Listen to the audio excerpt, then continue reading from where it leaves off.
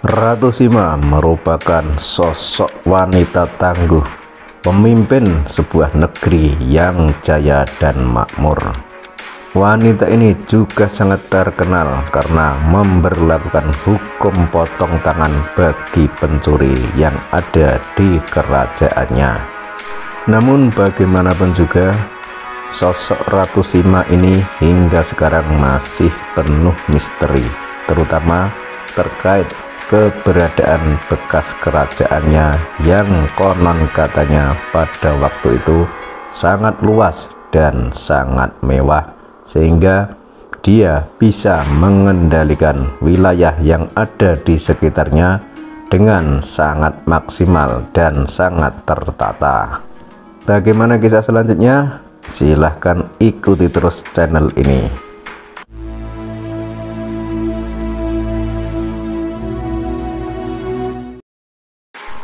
Ratu Sima pada tahun 674 hingga 695 Masehi dikenal sebagai sosok pemimpin perempuan yang tegas. Ia memerintah kerajaan Kalingga untuk menggantikan suaminya, yakni Raja Kartikeya Singa yang wafat pada tahun 674 Masehi. Berkat ketegasan Ratu Sima selama memimpin, kerajaan Kalingga dikenal di seluruh dunia kala itu. Kalingga, disebut juga Keling atau Holing, adalah kerajaan Hindu yang pernah menjadi salah satu pemerintahan terbesar di Jawa dan berpusat di pesisir pantai utara Jawa, atau tepatnya di wilayah yang kini bernama Jepara, Jawa Tengah. Ada satu hukuman yang mengerikan yang diterapkan oleh sang ratu ini di masa pemerintahannya, yakni hukuman potong tangan bagi siapa saja yang mencuri barang milik orang lain.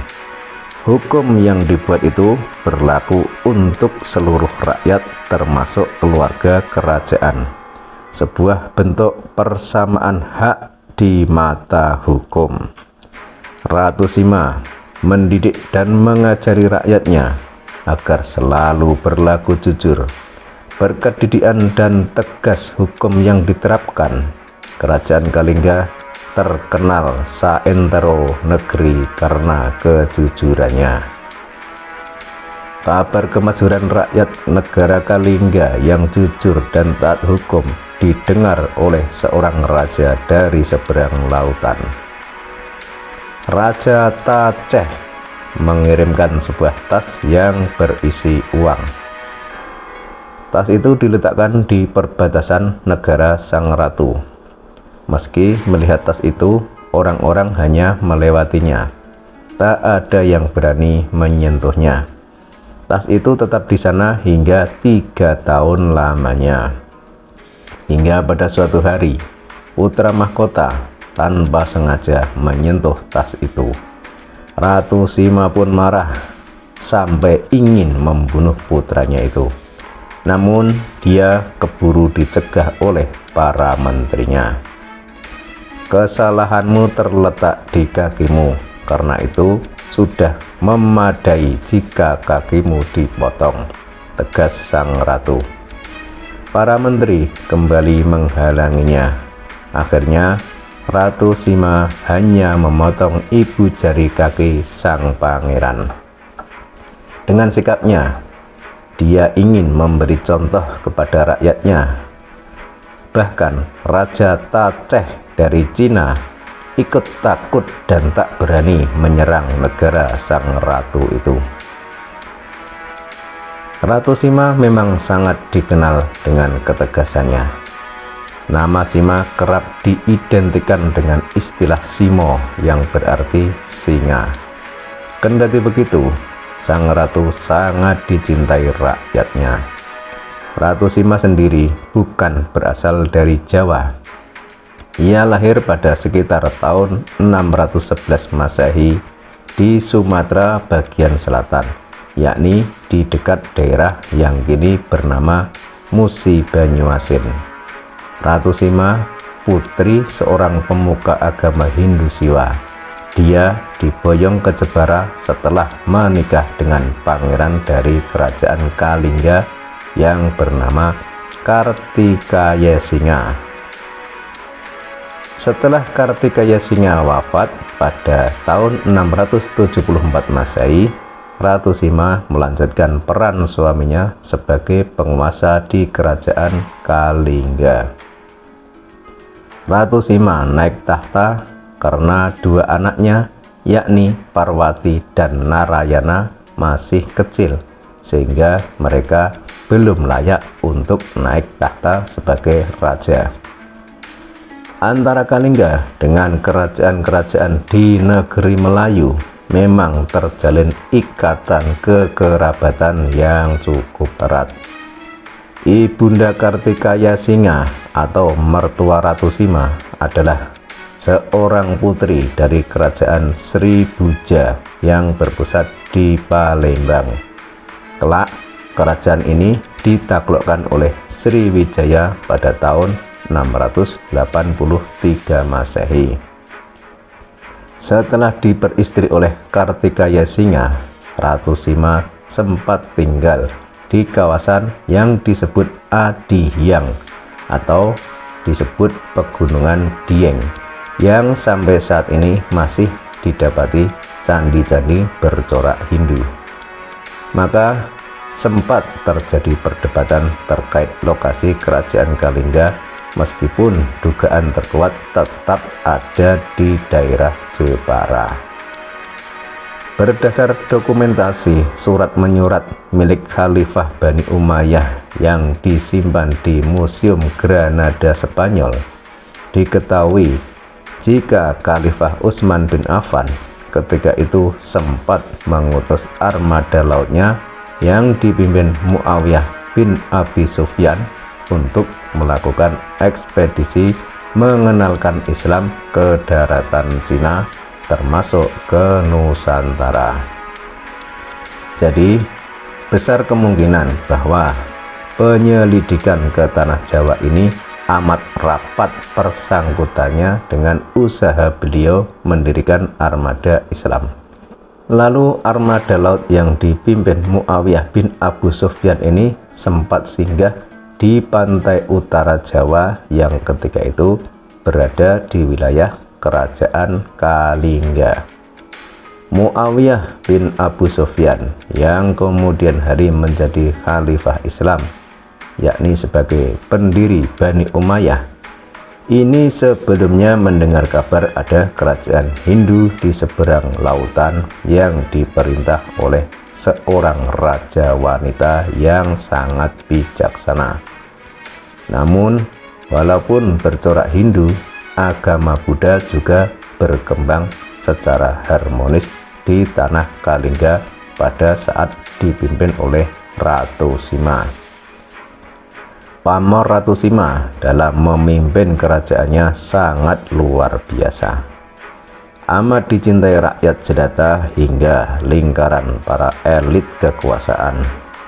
Bahkan konon tidak ada satu warga anggota kerajaan pun yang berani berhadapan muka dengan Ratu Sima, apalagi sampai berani menantangnya. Hal itu disebabkan oleh karisma dari sang ratu itu yang sangat luar biasa, sehingga siapapun amat segan padanya. Kabar mengenai kebijakan dan kejujuran Ratu Sima ini diperoleh dari pedagang Arab yang telah sampai ke kerajaan Kalingga. Di masa kepemimpinannya, Raja Kalingga mencapai puncak keemasan. Kalingga mengambil alih peran bandar dagang teramai yang awalnya dikuasai oleh kerajaan Tarumanegara di pesisir utara Jawa bagian barat. Disebutkan dalam catatan Tiongkok, Kalingga disebut sebagai negara yang sangat kaya. terdapat sebuah gua yang airnya mengandung garam dan keluar dengan sendirinya. Sementara raja tinggal di Pulau Jawa dan dibantu oleh 32 menteri tinggi. Di sekeliling negara ini terdapat 28 negara kecil yang mengakui kekuasaannya di Jawa. Selain itu, Kerajaan Kalingga juga telah menjalin kerjasama dengan Kekaisaran Cina sejak abad ke-5 Masehi. Tak hanya sektor perdagangan, kehidupan perekonomian Kalingga ditopang pula dengan majunya aspek-aspek lainnya termasuk bidang pertanian. Dalam hal ini, Ratu Sima memakai sistem pengairan subak, yakni yang juga diterapkan oleh masyarakat petani Hindu di Bali. Para penduduk Kalingga pada era Ratu Sima juga dikenal terampil dalam hal kerajinan tangan, seperti membangun rumah, membuat kapal atau perahu, membuat berbagai perabotan rumah tangga, dan pekerjaan di bidang pertukangan lainnya. Kalingga juga disebut sebagai pusat penyebaran agama Islam di tanah Jawa pada masanya.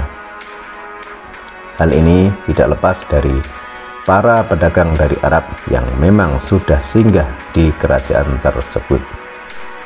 Namun kala itu pengembara-pengembara dari Arab belumlah dapat dengan leluasa menyampaikan dakwahnya di Nusantara.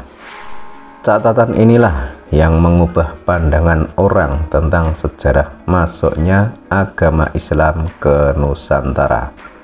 Pada beberapa catatan sebelumnya disebutkan masuknya Islam dimulai pada abad ke-11 Masehi. Namun setelah terkuaknya sejarah Ratu Sima di Kerajaan Kalingga ini, ternyata Islam sudah mulai masuk ke Nusantara sekitar abad ke-7 Masehi. Dan yang perlu digarisbawahi di sini adalah para pengembara dari Arab yang menyebarkan Islam di Nusantara kala itu, mereka tidaklah membawa senjata, melainkan orang yang berniaga dan berdagang. Mereka datang ke tanah air dengan sukarela, tidak dengan cara kekerasan, tapi dengan kedamaian dan menyesuaikan dengan adat dan tradisi yang ada di Nusantara. Ratu Sima memerintah Kerajaan Kalingga selama 21 tahun. Semasa periode itu, Kalingga menjadi satu-satunya kerajaan besar di Jawa bagian tengah, sekaligus penguasa pesisir pantai utara Jawa. Ratu Sima mengayomi pemeluk agama lain, termasuk pemeluk agama Buddha dan orang-orang Islam dari Timur Tengah yang datang untuk berdagang. Sebelum Ratu Sima wafat pada tahun 695 Masehi, wilayah Kalingga dibagi dua untuk kedua anaknya, yakni Parwati dan Narayana. Parwati yang diperistri oleh Rahyang Mandinginyak dari Kerajaan Sunda Galuh menguasai Kalingga Utara, sedangkan bagian selatan diserahkan kepada Narayana. Parwati ini kelak punya cucu bernama Sanjaya yang menikah dengan Dewi Sudiwara yang tidak lain adalah cucu dari Narayana. Perkawinan antar cicit Ratu Sima ini dikaruniai anak laki-laki bernama Rakai Panangkaran yang lahir pada tahun 717 Masehi. Rakai Panangkaran inilah yang kelak menurunkan raja-raja besar di tanah Jawa. Cukup sekian dari saya, semoga bermanfaat dan salam Nusantara.